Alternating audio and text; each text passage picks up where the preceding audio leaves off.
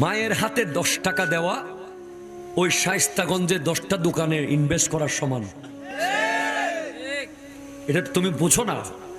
অনেকে বলে পানও আমি কিনি, ওষুধও আমি কিনতেছি, কাপড় চোপড়ও আমি কিনতেছি, বাজারও আমি করতেছি, আবার টাকা কি জন্য?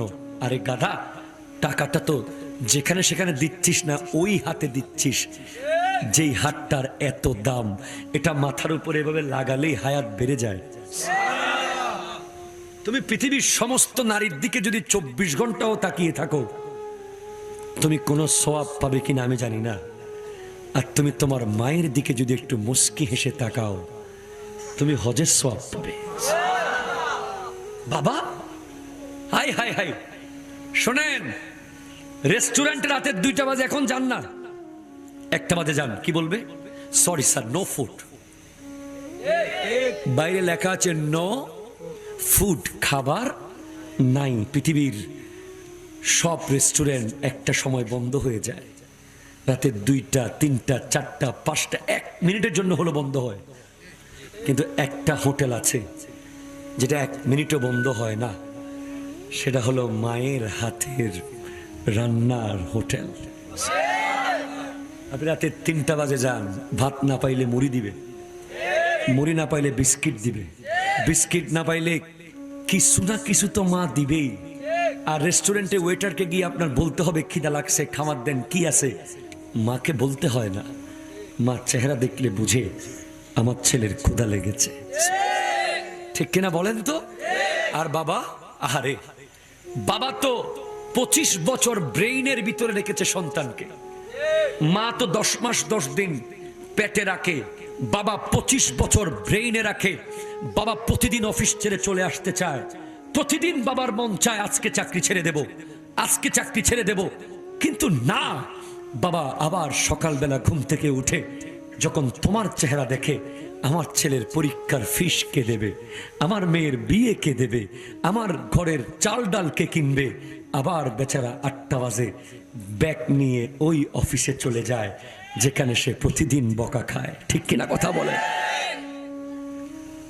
শুধু তাই না, প্রবাসী বাবা, হায় হায় হায়, আল্লাহ কত আশা নিয়ে প্রবাস জীবনে দিন কাটাচ্ছে, যে এসে শুনবে, এলাকার মানুষ বলবে, এই সলিমউদ্দিন, তুই তো বিদেশ ছিলি, তোর পোলা মসজিদের সামনের কাতারে নামাজ পড়তো। ও কলিমউদ্দিন, তুই তো বিদেশ ছিলি, তোর পোলা তো মানুষকে দেখলে সালাম দে, তোর পোলা A+ পেয়েছে, তোর পোলা গোটা সমাজের শ্রেষ্ঠ সন্তান। এটা শোনার পর বাবার কলিজা বড় হয়ে যায়। সে বলে আবার যাব, প্রয়োজনে 25 বছর আরো থাকবো, আমার ছেলে তো মানুষ হয়েছে। আর যখন বাবা এসে শোনে তোর পোলা তো গাঁজা খায়, নাউজুবিল্লাহ, জোরে বলেন না, তোর পোলা তো বন্ধু বান্ধব লইয়া রাস্তার মাঝে মরে গিয়া বেনসন টানে, তোর পোলা তো মোটর সাইকেল লইয়া রং তামাশা করে, তোর পোলা তো বেগানা মেয়ের সাথে সম্পর্ক করে আজকে গুনার ভাগী হচ্ছে, তোর পোলা তো মসজিদে আসেই না, লেখাপড়ায় ফেল করেছে। তখন বাবার টাইট করা ছাড়া আর কোনো উপায় থাকে না, থাকে না, থাকে না, থাকে না। ঠিক কিনা বলেন? আল্লাহর কোরআন বলছে তুমি তোমার বাবা মার সামনে উফ বলবা না। রেগে মেগে গরম হওয়া তো প্রশ্নই আসে না। এই আয়াতের ব্যাখ্যায় উসুলুস শাসি গ্রন্থকার দালালাতুন নসের মধ্যে আয়াত এনেছেন। সেখানে উফ শব্দ থেকে দালালত করতেছেন মাসলা, বাপ মাকে গালি দেওয়া হারাম, তাদের দিকে জোরে আওয়াজ করে দৌড়ে যাওয়া হারাম, তাদের থেকে কোনো খিদমত নেওয়া হারাম। বাথরুমে তুমি যে গোসল করার পর লুঙ্গি রেখে চলে আসো, প্যান্ট টি শার্ট কাপড় মায়ের জন্য রেখে চলে আসো, মা ধুয়ে দেবে, এটা সম্পূর্ণ নিষেধ।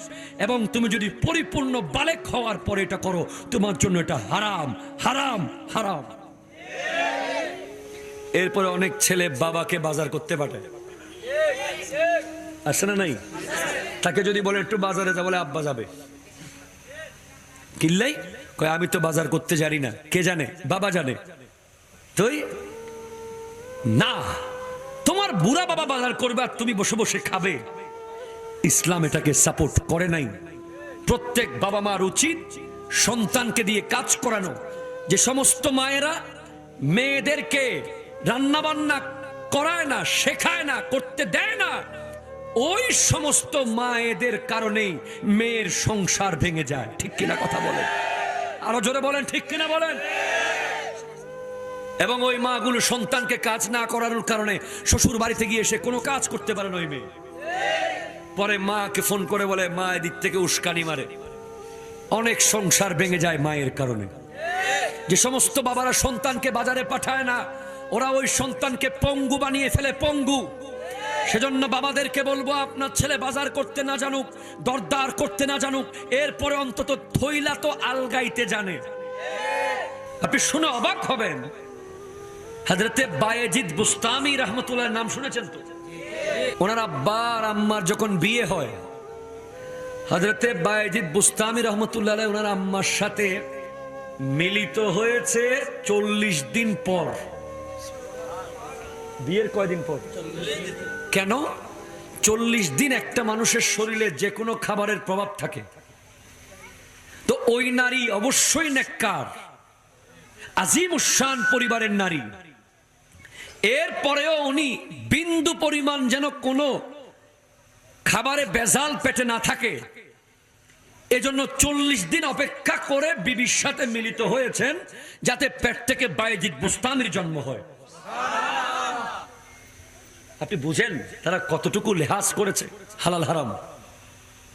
কেউ যদি 1 ফোঁটা মদ পান করে, 1 ফোঁটা, 40 দিন তার কোনো নামাজ, কোনো রোজা, কোনো হজ, তার কোনো ইবাদত কবুল হবে না। 40 দিন এটা রগে রগে থাকবে। আর